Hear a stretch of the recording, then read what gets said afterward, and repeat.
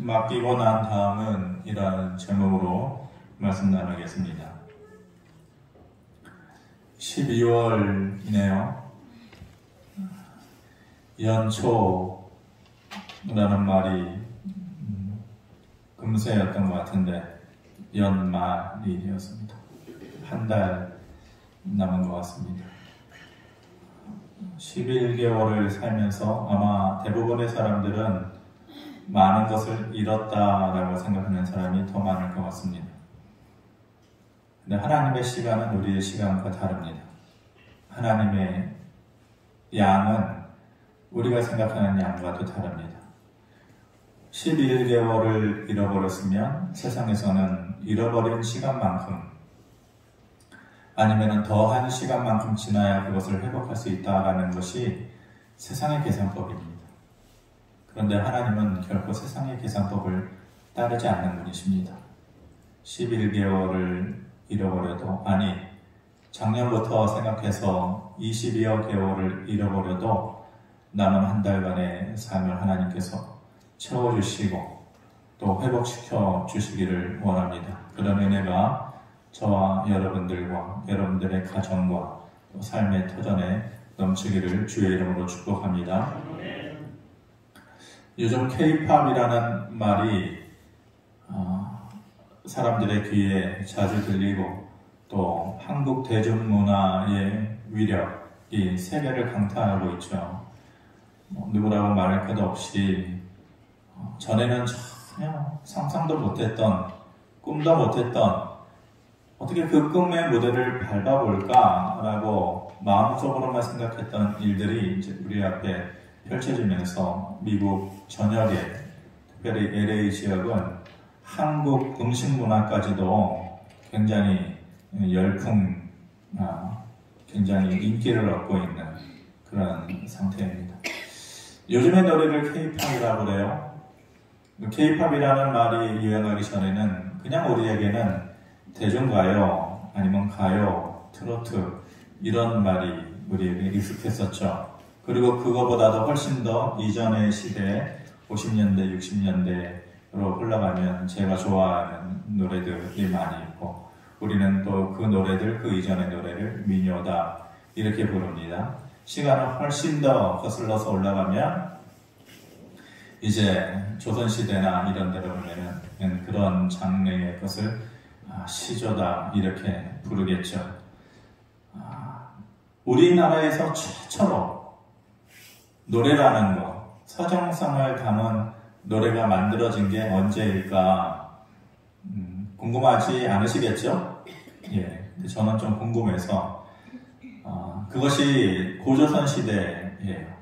지금으로부터 2000년, 2300년 정도 흘러가면 그 당시에 최초로 서정성을 담은 서정시이자 노래라고 학자들에 의해서 평가받는 노래가 있었습니다. 공무도화가라는 노래입니다. 안 들어보셨죠? 예. 고등학교 때 공부를 잘하든 못하든 이거를 외우려고 문학 시간에 이거를 공부하려고 얼마나 애를 쓰고 그때 이후로 별로 들어볼 일이 없었던 거예요. 근데 최근에는 어떤 가수가, 잊혀진 가수가 꺽다리 키가 큰 여자 가수가 있어요. 예, 이 노래로 새로, 이 제목으로 새로 노래를 지은 것을 봤는데 이거를 외우려고 많이 애를 썼었죠. 시험에도 애나 공무도화 내용은 이겁니다. 간단한 노래입니다. 공무도화, 공경도화, 타이사, 당내공화. 네, 좀 짤막한 시면서 노래입니다. 옆에 제가 해석을 달아놓았죠. 전이마 물을 건너지 마오. 님은 끝내 그 물을 건너셨네. 물에 쓸려서 그렇게 허망하게 돌아가시니 그냥 제가 영구를 넣은 것입니다. 가시님 이제 어이알고. 이렇게 슬픔과 아픔이 묻어있는 최초의 서정시이면서 이제 노래라고 할 수 있는 인생의 어떤 이유 때문에 그 님이 물에 자기 몸을 던져서 죽어갔는지는 알 수 없어요. 그 죽어간 남편을 그리워하면서 부른 노래가 이 공무도화가입니다. 시험에 참 많이 나왔는데 수능 본 학생들은 뭐 익숙한 말이겠죠. 첫 번째, 두 번째, 세 번째, 네 번째에 나온 이 글을 쓴 저자의 심정, 그 분위기는 어떤가? 그리고 그것과 똑같은 것을 고르시오. 이런 문제 엄청나게 많이 풀었습니다. 첫 번째 줄, 공무도화, 전이마 그물을 건너지 마오. 애원하는 거죠. 그런데 공경도와 끝내 님은 그 물을 건너셨네. 허탈함이죠. 허탈함과 함께 두려움이 느껴지는 거예요. 타이사, 이제 허망하게 물에 쓸려 돌아가시니 슬픔이 묻어나고 당내 고마 가시님 이제는 어이알고 절망감이죠. 그러면서 찬양하고 있는 그런 마음이 거기 들어가 있습니다. 물이 주는 상징성이라는 것은 이렇게 두려움과 죽음이 그리고 절망적인 것입니다. 5, 6년 전에 다큐멘터리식의 영화가 있었어요. 인간극장에도 나온 걸로 알고 있는데 다음 사진을 보면은 여러분들 익숙한 한 번 정도 보셨겠죠? 저도 보았습니다. 니마 그 강을 건너지 마오. 이 공무도화가 첫 번째 줄과 똑같은 니마 그 물을 건너지 마오. 똑같은 의미를 담고 있죠. 강원도 행성에 사는 노부부의 이야기, 그냥 살아가는, 이분들이 연기를 하겠어요? 배우겠어요? 그냥 뭐겠어요? 그냥 이분들이 살아가는, 그 남편분은 그 당시에 98세인가 그랬어요.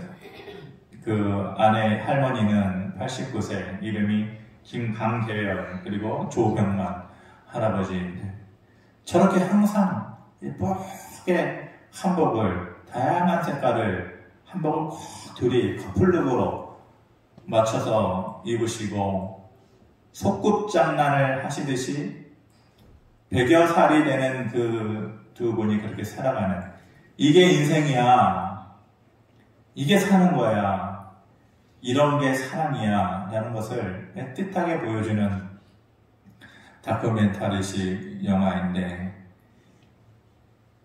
여름에는 두 분이 손잡고 항상 가서 물장구 치고 놀고, 가을에 낙엽이 지면은 그 낙엽을 쓸어 모아가지고 쓸면서 빗자루로 장난하고, 그 낙엽 쓸어 모은 거를 얼굴에다 던지면서 장난하고, 눈 오면 그 눈덩이 모아가지고 던지면서 그렇게 살아가는 그 두 분의 모습인데, 어느 날 이 할아버지가 애지중지 키우던 강아지 한 마리가 갑자기 죽어요. 꼬마라고 하는 강아지가 죽어요. 이 아이를 묻고 돌아오는 이 할아버지의 마음에 큰 아픔이 있었던 것 같아요. 그 다음부터 시름시름 이 할아버지가 앓기 시작하죠. 그러면서 이 할머니가 강 앞에 앉아서 깨달아요. 느껴요. 저희도 곧 그 강을 건너겠구나. 그 물을 건너겠구나. 이마 그 강을 건너지 마오 라는 것이 그 할머니의 마음. 그 물을 보면서 저희도 떠나가겠구나. 그러면서 결국 그 할아버지가 죽게 되죠. 죽고 난 할아버지의 그 자리, 그 빈자리에 다시 그 강에 앉아서 그 슬픔을 달래는 그런 모습을 다큐멘터리식으로 만들어 놓은 것입니다. 역시 여기서 강을 얘기하면서 뭘 얘기합니까? 이별과 죽음, 그리고 슬픔을 얘기하고 있습니다. 이처럼 강이라고 하는 것은 이별과 절망, 그리고 죽음을 내포하고 있는 말입니다. 그래서 세상에서의 물은 우리에게 죽음의 공포를 가져다 주는 것입니다. 그리고 그것은 넘어설 수 없는 어떠한 절망적인 상태나 절망적인 상황을 얘기해 주는 것이 강이라고 하는 것입니다. 물이라고 하는 것입니다. 성경에서는 크게 두 번의 도화 사건이 있습니다. 물을 건너는 사건이 있죠. 우리가 잘 아는 일. 이제 방금 전에 얘기했던 것처럼 세상의 상식, 세상의 생각의 기준으로 보면 그 물을 건너는 이스라엘 백성들, 그렇다면 2번 죽었어야 됩니다. 그 물을 건너고 강을 건너는 것이 죽음이요 공포요 절망이라면 이스라엘 백성들 역시 2번 죽었어야 됐습니다. 그리고 죽을 것과 같은 두려움과 절망에 최소한 2번 이상 빠졌어야 되는 것입니다. 그런데 우리가 잘 아는 대로 정반대였어요. 그들은 2번 다 살아났어요. 살아날 만하니까 살아났지 그게 아니라 죽을 수밖에 없는 상황이었는데, 죽을 뻔한 상황이었는데 다시 살아났어요. 그것이 바로 세상을 살아가는 세상 사람들의 생각과 또 하나님의 백성으로서 살아가는 사람들의 삶의 모습에 차이가 있는 것이죠.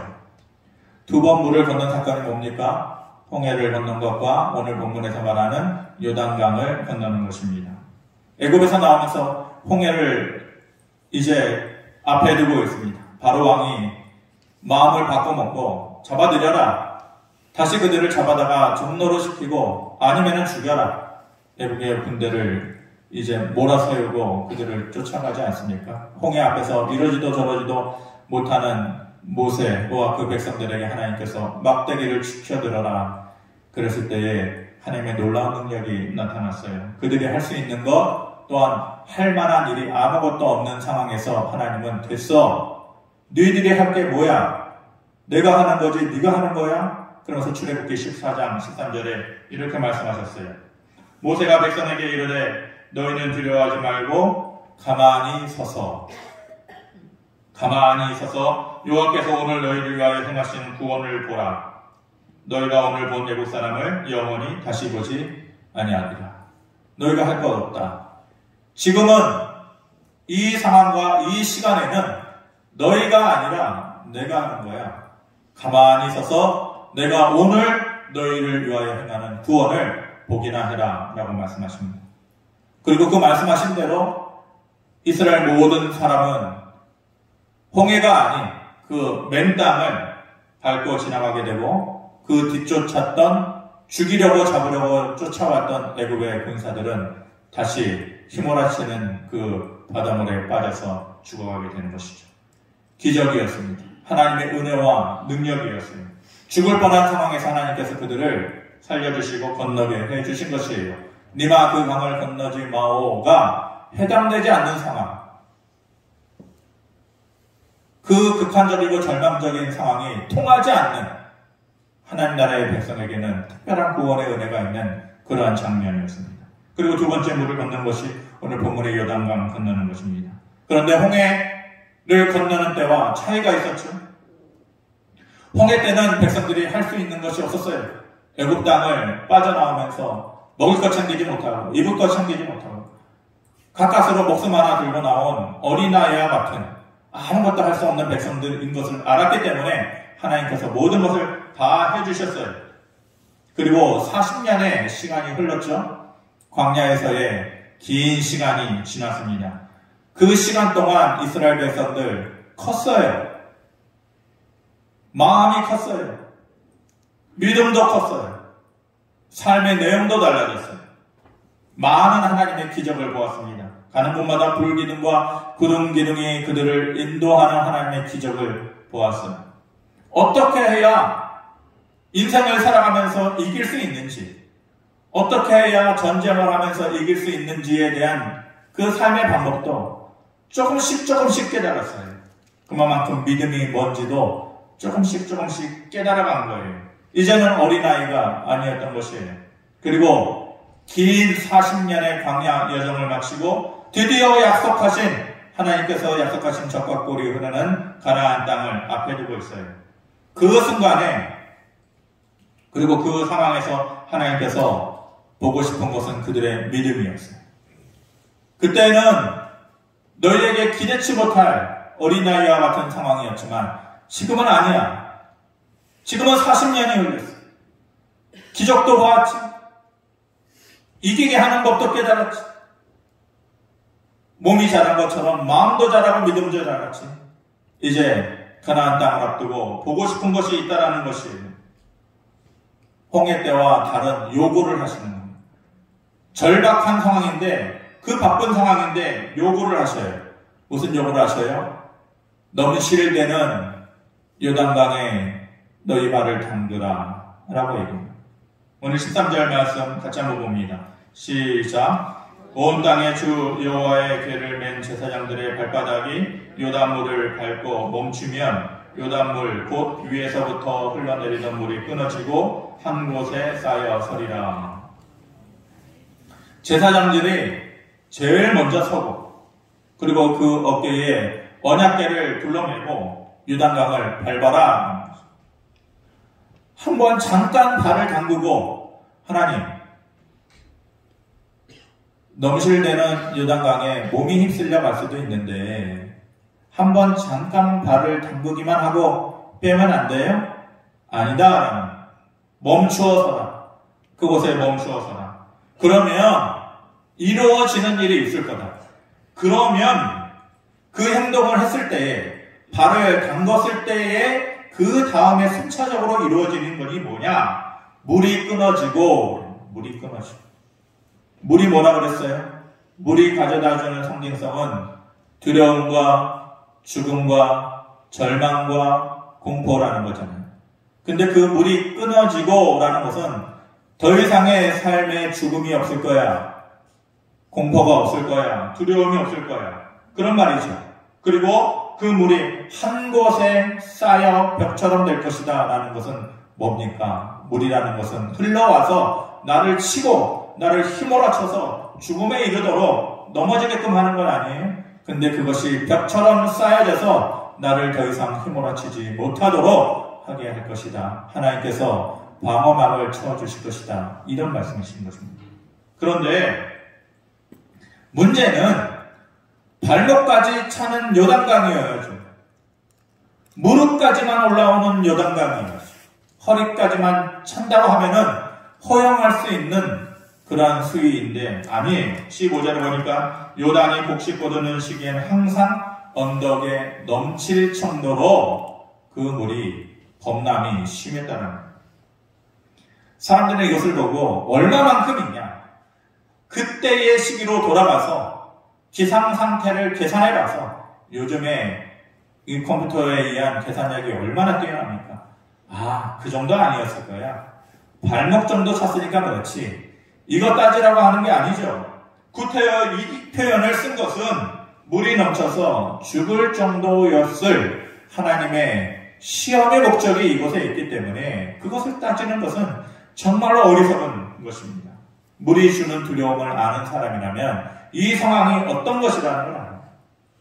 여러분들 물이 주는 두려움을 경험을 해보셨습니까? 물이 주는 그 두려움은요, 그것이 허리까지 가슴까지 휘몰아칠 때에 그것으로 인한 공포감은 이루 말할 수 없는 것입니다. 그런데 그 순간에 하나님께서 보고 싶으신 것이 있었던 거예요. 그게 뭐냐? 맡기라라는 거예요. 맡기라. 요단강에 발을 담그고 서 있어. 맡기라. 그리고 그 뒤에 말은 나오지 않지만은 하나님이 하고 싶은 말은 이거였을 거예요. 그 다음은 내가 할게. 너의 발을 그 물에 담가라. 그리고 맡겨라. 그리고 그 다음은 내가 할게. 하나님의 마음과 계획은 이것이었을 거예요.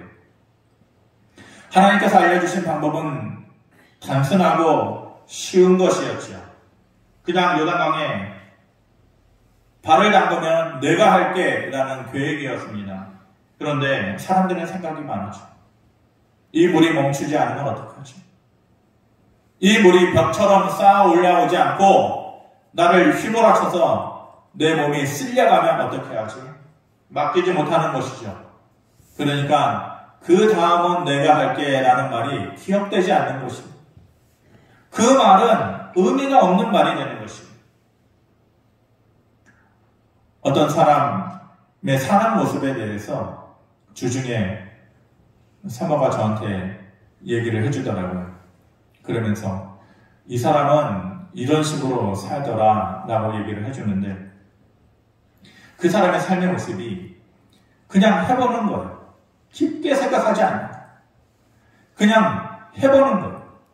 하다가 막히거나 안 되면은 다른 방법으로 해보면 되지 뭐. 이런 식으로 얘기합니다. 그렇게 해도 안 되면 그때 가서 그만두지 뭐. 이게 신앙생활에도 이어지는 거예요. 하나님께 맡겨보지 뭐. 그러다 안 되면 기다리지 뭐. 그래도 안 되면 그때 가서 하나님의 뜻이 아닌가 보다 하지 뭐. 제가 전에도 말씀드렸지만 믿음의 점수, 하나님께서 좋아하는 순위, 유형의 사람들별로 줄을 세운다면 저는 수가 되지 못할 것 같아요. 대학생 점수로 치면 A+는 못 받을 것 같아요. 하나님께서 저를 봤을 때 너 A+ 주기는 어려울 것 같다. 많이 줘봤자 A 아니면은 옛날식으로 하면은 U. 저는 제 자신이 아마 더 밑일 수도 있겠죠. 하나님이 보셨을 때 야, 네 스스로 너무 높게 평가하는 거 아니냐? 너는 밑밖에 안 돼. 이럴 수도 있겠죠.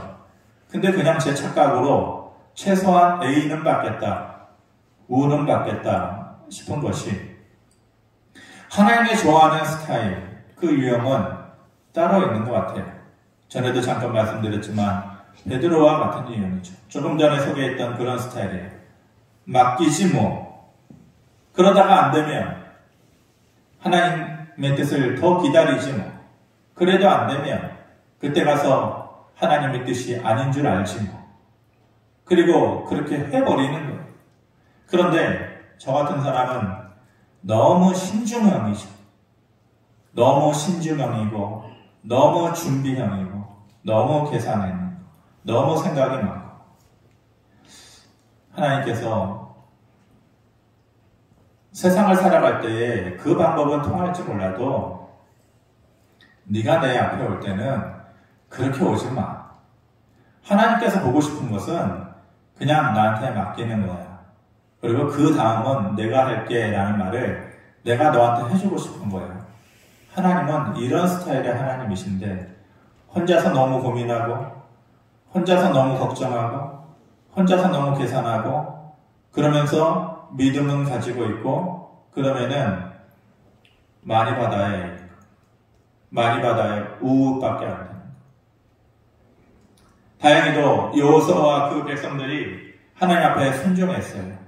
결과가 어떻게 됐습니까? 17절에 궤를 맨 제사장들의 발이 물가에 잠기자 그 모든 백성이 요단을 건너기를 마칠 때까지 모든 이스라엘은 그 마른 땅으로 건너갔더라. 세상의 사람들은 니마 그 물을 건너지 마오. 그 강을 건너지 마오. 그 걱정이 뭐예요? 그것이 두려움이기 때문에, 그게 슬픔이고 절망이기 때문에 그래요. 이스라엘 백성들에게는 한계가 없어요. 그 슬픔과 두려움과 절망이 마른 땅이 되었어요. 그리고 그 땅을 건너가게 된 거예요. 하나님은 즉석 떡볶이형이 아니에요. 즉석형이 아니에요. 하나님은 즉흥적인 하나님이 아니에요. 최소한 지금까지 제가 설교하고 성경을 보고 그러면서 깨달은 하나님은 준비형 하나님. 저는 제가 꼼꼼하다고 생각하는데 제 꼼꼼에 10,000배, 100,000배, 1,000,000배 하나님은 꼼꼼 준비형 하나님이에요. 최소한 제가 아는 한은 그래요. 이미 모든 것을 준비하셔. 너가 나한테 맡기면 내가 준비한 게 있어. 그 다음은 내가 할게 라고 말하시는 분이 하나님이시라는 것입니다. 아브라함이 모리아 산에서 자기 아들 이삭을 죽여서 번제로 드리라고 하는 하나님의 명령이 떨어졌을 때 갈등이 심했을 거 아니에요? 하나님께서 그 아브라함의 아들을 죽이고 싶어서 그런 명령을 하셨겠어요? 아니에요. 보고 싶은 거예요. 나를 향한 너의 믿음을 내가 좀 보여달라는 거예요. 시험하고 싶으신 거예요. 그 말을 듣고 아브라함이 정말로 그 아들을 잡아서 번제로 죽이려고 하지 않습니까? 하나님의 명령이니까 어쩔 수 없이 포기하고 한 것이에요? 아니, 하나님이니까 어쩔 수 없으니까 절망하고 한 것이 아니에요. 히브리서 11장 19절에 보면은 그때의 아브라함이 무슨 마음으로 했는지를 얘기해 줘요.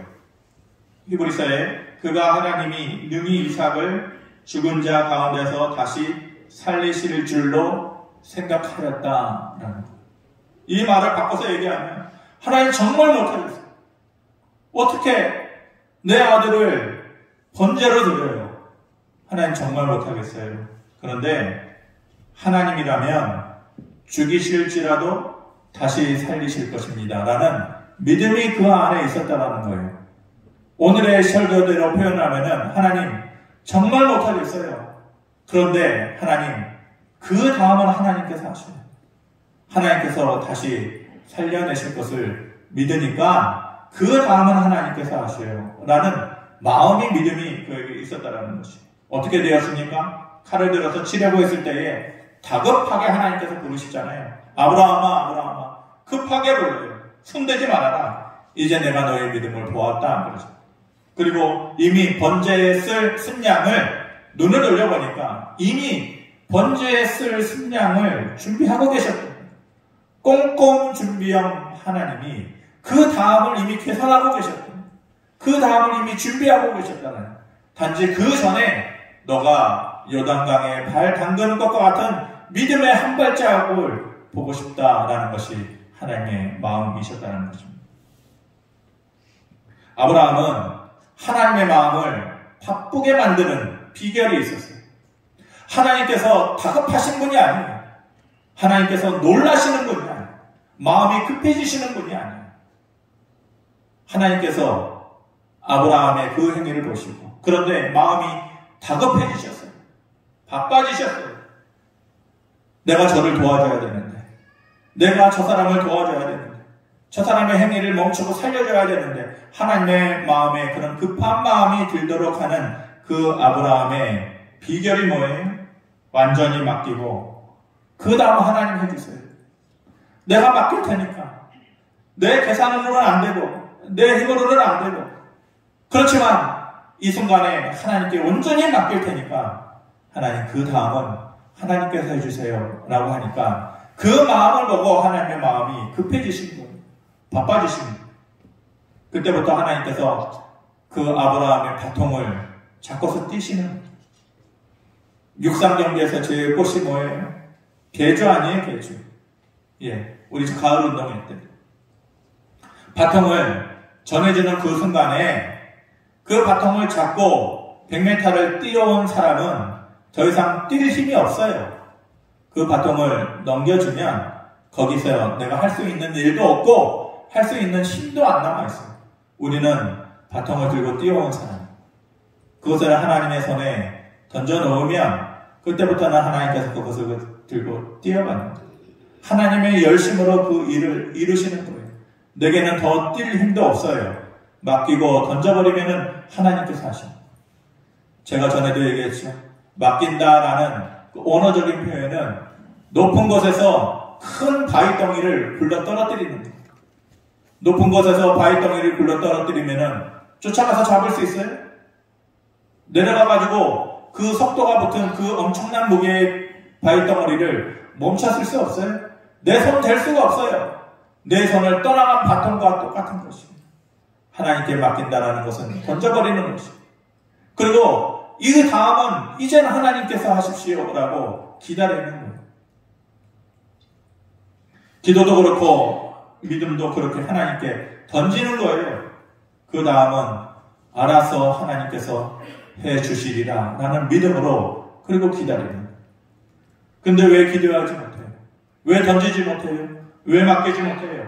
그 다음은 하나님께서 하실 것이다 라는 믿음이 결여되어 있기 때문입니다. 이 다음은 하나님의 몫이고 하나님의 손길로만 되어지는 거야 라는 그 믿음이 우리에게 없기 때문입니다. 그러니까 문제와 염려는 더 크게 보이고 기도의 힘은 내 안에서 줄어드는 것이에요. 하지만 기도는 던지는 그리고 하나님께서 하시는 것이니까 결과도 맡기는 거예요. 잘 되든 안 되든 하나님의 뜻에 의해서 이루어지는 일이다 라는 마음으로 하나님을 기다립니다. 출애굽기 15장에 보면 홍해를 건너는 이스라엘 백성들이 홍해를 건너고 사흘길을 가는 동안에 마실 물을 찾지를 못했어요. 희한하죠? 그들이 선택한 길이 아니에요.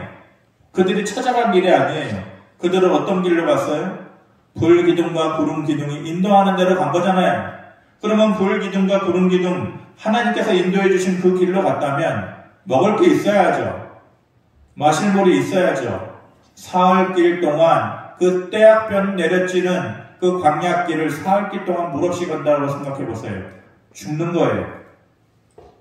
왜 하나님께서 불기둥과 구름기둥으로 인도하시면서 죽음으로 몰아세워요? 죽이려고 한 것이 아니라는 말이에요. 하나님께서 출애굽기 15장에 보면 그들을 시험하실세 시험하고 싶으신 분, 보고 싶었던 분, 너희의 마음이 뭐냐, 너희의 믿음이 뭐냐, 때로는 우리의 마음을 확인하고 싶으신 거예요. 출애굽기 15장 27절에 그러면서 얘기합니다. 너희가 나를 기억하고 내 말을 너희의 마음속에 품으면 나는 너희를 치료하는 하나님이다. 애굽에서 너희를 괴롭혔던 그 모든 일들이 더 이상 너희를 힘들게 하지 않고 너희를 죽이지 못할 거예요. 애굽은 세상을 상징하거든요. 너희가 내 안에 있고 내 말을 기억하면 애굽에서 즉 세상에서 앓고 힘들고 슬퍼하고 절망했던 그 모든 문제로부터 나는 너희를 치료하는 하나님이 될 거야 라고 그 마음을 그들에게 심어주고 싶었던 거예요. 그래서 그 시점에서 그들에게 그 얘기를 해주고 그들의 마음을 시험하고 싶으신 거예요. 근데 그들이 어떻게 했어요? 불합격했어요. 원망했어요. 그 순간만 지나갔으면 그 다음은 하나님께서 하실 거야 라는 말을 기억했으면 곧바로 하실 하나님의 손길을 볼 수 있었을 텐데 아쉬움에 불합격해요. 그럼에도 불구하고 하나님께서 15장 27절에 이 일로 하나님께서 채워주시죠. 그들이 엘림에 이르니 거기에 물샘 12과 종려나무 70그루가 있는지라. 거기서 그들이 그 물 곁에 장막을 쳤다. 그때만 해도 어린 아이와 같은 홍해를 건너고 사흘길, 고작 사흘길 지나온 어린 아이와 같은 이스라엘 백성들이었기 때문에 그때만 해도 이유식을 먹여준 거예요. 하나님께서 그들에게. 그러면서 깨달아라. 너희가 이 순간을 나한테 맡겼다면 곧바로 너에게 엘림이 있다는 걸 보여주신 거예요. 그 광야 한가운데에서 오아시스 하나 발견하기도 힘든 곳에서 물샘 12과 종려나무 쉴 수 있는 70가지가 있는 곳으로 하나님께서 그들을 인도하신 거예요. 철저하게 준비하시는 그 준비형인 하나님께서 이미 준비해 주신 거죠. 그리고 불기둥과 구름기둥으로 그들을 그대로 인도해 가신 것입니다. 단지 그것을 주기 전에 그들이 가지고 있는 믿음의 모습, 맡기는 모습을 보고 싶으셨던 하나님의 마음이었던 것을 우리가 알아야만 합니다. 부모는 어려운 중에도 다 준비해요. 우리가 드라마 같은 데 보면은 찢어지게 가난한 시간. 이제 딸이 장성해서 결혼을 해야 될 나이가 됐어요. 어느 날 엄마하고 저녁 늦은 시간에 밥상에서 얘기를 했는데 엄마 결혼 미룰게요. 아니 너 그렇게 좋아하는 사람 만나서 이제 결혼할 날짜 잡았는데 무슨 말인가? 엄마 우리 형편 결혼할 형편이 안 되는 거 내가 뼈니 알고 있어요. 너무 가난한데 결혼 자금 마련하고 어떻게 엄마 살아가려고요? 결혼 미룰게요. 제가 좀 더 벌어서 결혼할게요. 이제 어머니가 주섬주섬 장롱바닥을 이렇게 만지면서 뭔가를 꺼내놓는 거죠. 통장 2개 꺼내놓으면서 이거 하나는 너 나중에 집 장만하라고 네 어렸을 때부터 내가 해놓은 청약통장이고, 또 하나는 너 시집갈 때 꿀리지 말라고, 시집 식구들한테 꿀리지 말라고, 그래도 뭐라도 준비해갖고 가라고, 그거 사라고 준비해놓은 통장이다. 그 통장 2개를 딸아이 앞에 꺼내는 거죠. 엄마, 먹고 살기도 바쁜 형편인 건 내가 잘 아는데, 누구보다도 내가 잘 아는데 언제 이거 다 했어? 언제 이거 준비했어? 부모는 자녀를 위해서 밤을 새워 몸으로 준비하고 마음으로 준비하는 게 부모잖아요. 그게 부모라는 것을 우리는 너무 잘 알아요. 자녀의 내일을 위해서 그 눈물을 알기 때문에 내 몸이 깎이고 내 마음이 찌들어가면서 그것을 준비하는 거예요. 하나님께서 우리의 아버지, 최소한 제가 아는 하나님은 정말로 꼼꼼하신 하나님, 완전하게 강박적으로 준비하시는 하나님. 그 하나님께서 우리에게 말씀하시는 거예요. 그 다음은 내가 할게. 나 너보다 훨씬 더 꼼꼼해. 나 너보다 훨씬 더 계획적이고 계산적이야. 그러니까 이 순간에는 그냥 나한테 맡겨라. 그리고 그 문제를 던지고 내게 기도해라.